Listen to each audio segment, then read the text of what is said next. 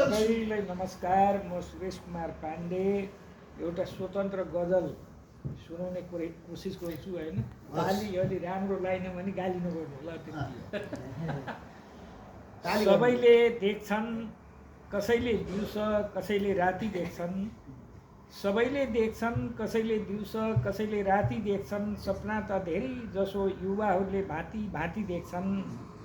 बाबा आमाले खोतल्छन् आफ्नो भविष्य माटोमा, बाबा आमाले खोतल्छन् आफ्नो भविष्य माटोमा। तर औलादले पढे लेखेपछि माटो न जाति देख्छन्, तर औलादले पढे लेखेपछि माटो न जाति देख्छन्। हिजो बन्जर भूमि आबाद बनाएका हिजो बन्जर भूमि आबाद बनाएका उस्तै छन् ठेला।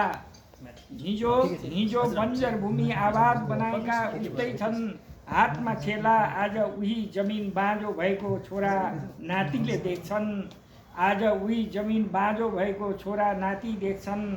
आमालाई पोल्यो र स्वर्गको कल्पनामा रमायो छोरा, आमालाई पोल्यो र स्वर्गको कल्पनामा रमायो छोरा। बाँचुन्जेल मानिसले कल्पनाको फुलपाती देख्छन्, सबैले देख्छन् कसैले दिउँसो कसैले राति देख्छन्। बालेर मनभित्र ज्वाला कामना गर्दछन्, बालेर मनभित्र ज्वाला कामना गर्दछन्। शान्तिको देख्नेले अन्धकार चिर्नेलाई त एउटा बाती देख्छन्, देख्नेले अन्धकार चिर्न त एउटा बाती देख्छन्।